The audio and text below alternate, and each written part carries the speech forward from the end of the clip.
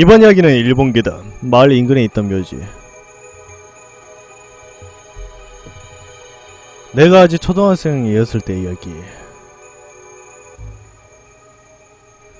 당신아는 동북지방의 깊은 시골에 살고 있었다. 쌀의 마을로 집 앞에는 넓게 논이 펼쳐져 있었고 물 대기 위한 수로가 이어져 있었다. 벼가 바람에 스치는 소리와 물 흐르는 소리가 마음을 평안하게 하는 마을이었다. 그런 우리 집에서 차로 5분 거리의 묘지가 있었다. 이 마을 일대 농가의 손조들의 묘지들이 늘어서 있는 그곳은 산 중턱에 위치하여 나무가 무성하게 우거져 있어서 야대도 어두운 곳이었다. 내가 태어났을 때에는 이미 없어져 있었지만 옛날에는 화장이 아닌 매장이 일반적이었다고 한다. 그런 어둡고 무서운 분위기에 워음심 가득한 시골의 꼬마들이라고 해도 일부러 묘지를 찾아가거나 하는 짓은 하지 않았다. 어느 여름 도쿄에 살고 있던 동갑내기 사촌이 명절 연휴를 맞아서 우리 집으로 놀러왔다. 사촌이 들려주는 도쿄 이야기는 무척 재미있어서 푹 빠져들었다. 그리고 그 보답으로 커다란 투구벌레나 하늘 가재를 잡을 수 있는 장소를 알려주며 즐겁게 놀았다. 친척들과 함께 성묘도 갔다. 도시에 있는 잘 정돈된 묘와는 달리 음산한 분위기의 시골 묘지에 사촌의 호기심이 발동된 것인지 눈을 반짝거리며 야! 여기 꼭 귀신 나올 것 같아! 우! 하고 농담을 하다가 쓸데없는 소리를 한다고 숨먹게 꿀밤을 맞기도 했다. 그날 밤의 일이다. 테마루에서 할머니가 만들어주신 간식을 먹고 있는데 사촌이 갑자기 야! 무덤에 담력 시험하러 가자! 라는 말을 꺼냈다. 나는 됐어! 숙모한테 또 혼나면 어떡하려고! 하고 달래보았지만 시골 마을이라는 자신으로서는 일상적인 공간의 재미에 흥분한 사촌이 좀처럼 고집을 꺾지 않았다. 결국에는 야! 공공도 친구들이랑 가봤을 거 아냐! 나도 가보고 싶어! 벌레 잡을 수 있는데도 같이 갔으면서 거기는 왜 안 되는데! 더 말리기도 힘들어진 나는 친구 몇 명에게 전화를 걸어서 물어보았다. 사실은 같이 갈 사람 모른 척 하면서 아무리 시골 애들이라도 그런 험한 짓을 안 한다는 걸 보여주려는 생각이었다. 하지만 어이없게도 야! 도쿄 녀석에게 시골의 무서움을 보여주는 거야! 라고 떠드는 멍청이가 두 놈이나 나온 덕분에 그 즉시 모여서 담력시험을 가기로 결정이 되어버렸다.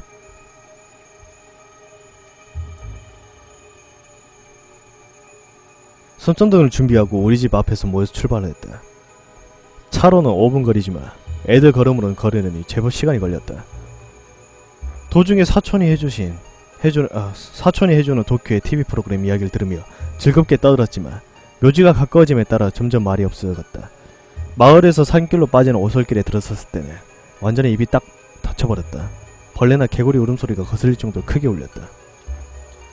아씨 무서워. 아 무서워.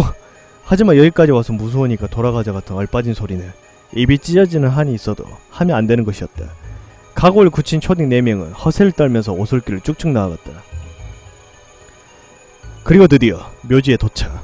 그날은 날씨가 맑았기 때문에 하늘에는 별이 환하게 반짝이고 있었지만 여기서는 안개에 가려져 전혀 보이지 않았다. 그야말로 칠흑같은 어둠이었다. 바람도 별로 없고 비지땀과 식은땀이 찝찝해서 죽을 맛이었다. 난 진심으로 집에 가고 싶었다. 잠시 그렇게 말이 없던 우리들이었지만 없는 용기를 짜내어 일단 묘지를 한 바퀴 돌아보기로 했다. 묘지는 꽤나 넓은 데다가 산에 경사면이 있어서 경사가 심하고 걷기가 힘들었다. 게다가 매장 풍습 당시의 모습인 것인지 묘지가 없이 흙무덤 둘레에 흙 담만 둘러싸인 괴상하고 기분 나쁜 무덤도 여러 보였다. 아씨 너덜너덜하게 썩은 팔 같은 게 흙 사이로 솟아나 있으면 어떡하지? 그런 상상이 내 머릿속을 계속해서 맴돌았다. 아씨 무서워 이씨. 아 무서워. 하지만 예상과는 반대로 묘지는 잠잠했다. 10분가량의 공포의 행군을 마친 우리는 묘지의 입구 근처로 돌아왔고 별거 없네 뭐 김 빠지는데? 하는 마음에도 없는 허세를 부리며 웃었다. 야! 담력시험도 끝났으니까 이제 집에 가자! 친구의 말에 모두가 동의하고 묘지를 뒤로 한 채 걷기 시작했다. 그때였다. 갑자기 몸소리가 쳐졌다. 강렬한 공포심이 등골에서 손끝까지 서서히 퍼져나갔다. 손가락이 저릿저릿해졌다. 땀에 축축함이 미끄러웠고 무릎이 후들거렸다. 난 손전등을 떨어뜨릴 뻔했다. 뭔가 보고 있어, 씨. 어째서인지 모르지만 그런 확신이 들었다. 비명을 지르고 싶었지만 목이 바싹 말라 목소리가 나오지 않았다. 사촌이 나를 뒤돌아보더니 왜 그래? 하고 말을 걸었다. 아무것도 못 느끼나. 아무것도 아냐라는 말이 나온 대신 억지로 고개를 흔들어서 대답하고는 열심히 세면을 따라서 걸었다. 시선은 등 뒤에서 떨어지지 않았다. 제발 부탁이에요. 그냥 보내주세요. 잘못했어요. 살려주세요. 제발 제발. 알 수 없는 무언가에게 계속 그렇게 사과를 하면서 필사적으로 걸었다. 시선이 등 뒤에서 사라짐을 느낀 건 오솔길을 막 빠져나간 후였다. 한 번에 긴장이 풀린 것인지 폭포처럼 땀을 쏟아내면서 숨을 몰아쉬었다. 사촌의 친구들은 전혀 아무것도 느끼지 않았던 것인지 이유를 모르겠다는 얼굴로 나를 보았다. 집에 돌아가자 마침 아버지가 목욕을 하고 있던 참이라 갈아입을 수 있는 옷도 수건도 챙기지 않고 그대로 직행에서 같이 씻었다.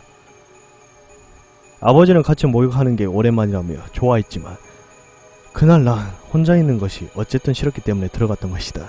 잘 때도 방에 사촌을 불러서 같이 잤다. 다음날 나와 사촌은 집안의 사람들이 뭔가 소란스러워서 잠있었겠다. 졸린 눈을 비비면서 방을 나와 엄마에게 무슨 일인지 물었더니 근처에 혼자 살던 남자애가 자살한 것이 발견되었다고 한다. 어? 자살이라니?